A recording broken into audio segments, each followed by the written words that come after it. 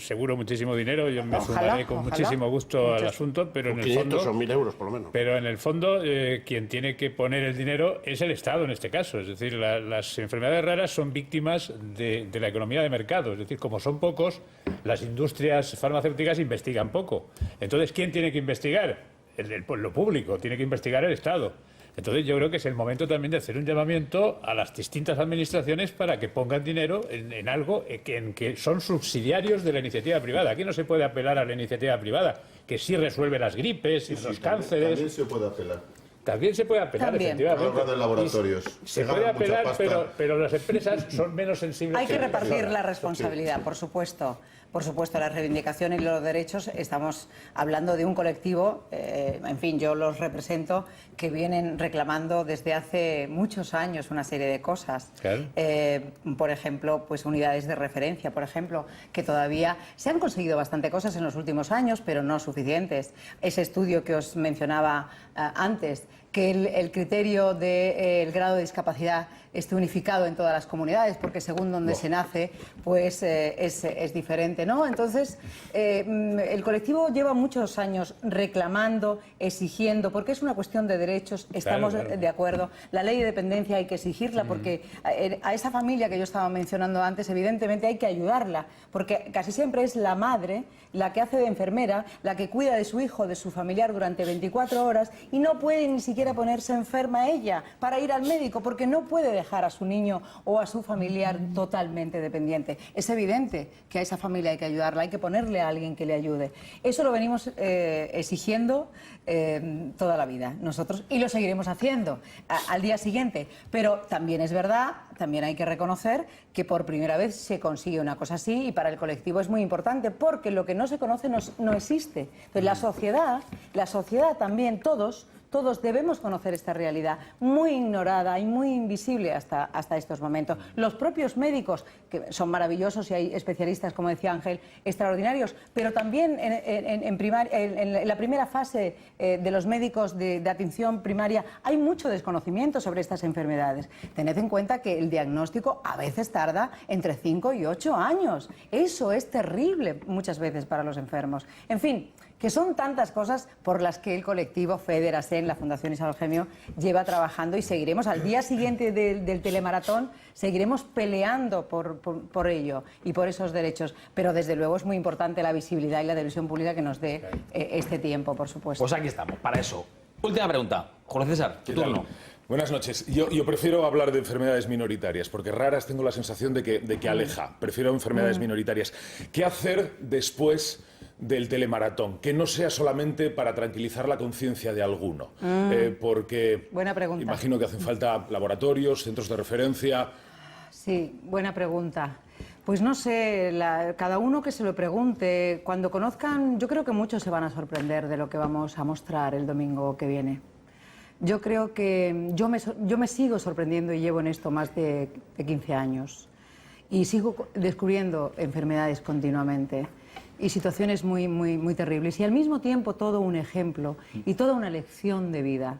Son personas que desarrollan un mundo interior muy potente. Y a mí me están enseñando mucho. Yo creo que todos podemos preguntarnos, en esta sociedad tan de apariencias, tan de imagen, a veces tan frívola, ¿qué podemos hacer por los más vulnerables?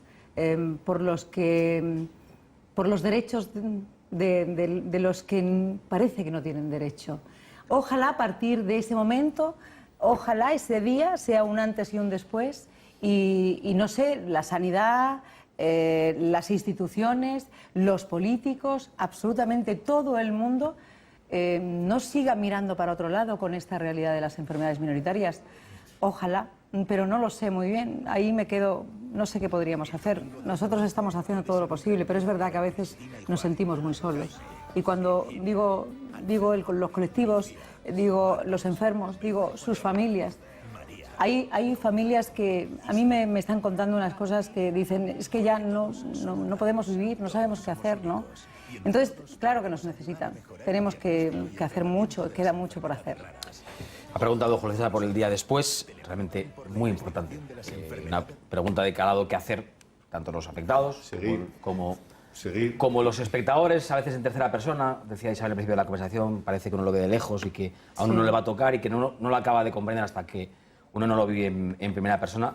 Bueno, pues por lo menos concienciarse, hablar de estas cosas. Y, perdóname, y a lo mejor también el capital privado.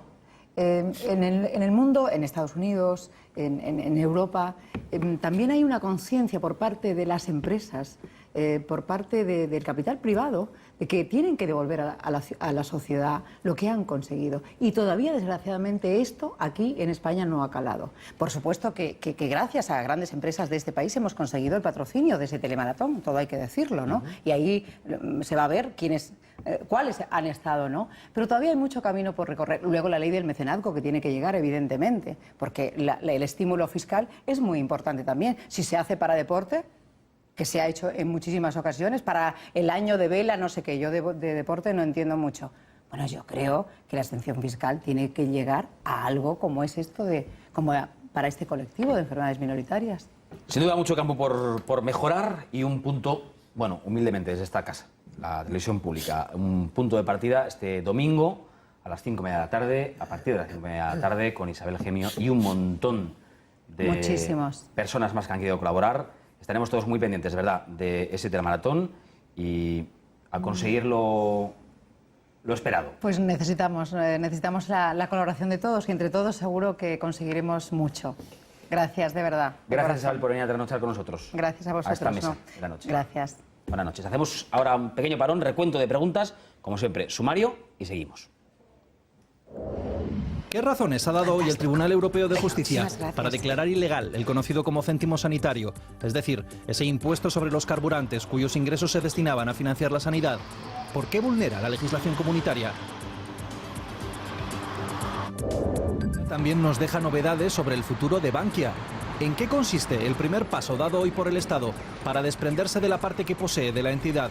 ¿Qué porcentaje de las acciones se ha puesto a la venta? ¿Por valor de cuánto? Buscaremos todas las claves de la operación con Pepe Herbás. A pocos días para que se celebre la reunión en Bruselas entre la comisaria europea de Interior y el ministro español sobre Ceuta, ¿qué le ha respondido hoy Jorge Fernández Díaz a Cecilia Malmström? Sobre la muerte de los 15 inmigrantes también ha hablado la defensora del pueblo. ¿Se pudo haber actuado de otra forma, según Soledad Becerril? Y aunque hoy es jueves, hoy nos visitan los habituales de los viernes. Por ello, siguiendo la tradición habitual, queremos añadir algo de suspense a nuestra mesa de debate. ¿Cuál será el tema libre que hoy elegirá uno de los 4 tertulianos, de los 4 analistas? ¿Será Graciano, Julio César, Ángel, Antonio quizá? Ya veremos. Desvelaremos como siempre la incógnita al final de nuestro programa. Y nos encanta que participen en las redes sociales.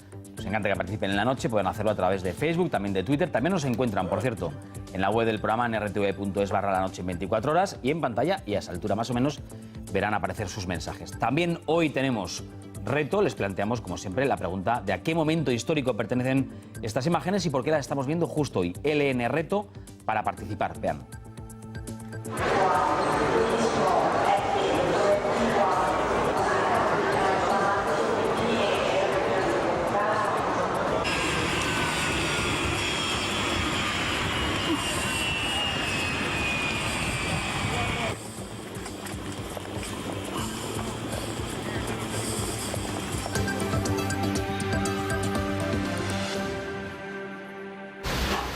Nace en 2002 bajo el nombre de Impuesto sobre las ventas minoristas de determinados hidrocarburos, pero enseguida se le conoce como céntimo sanitario.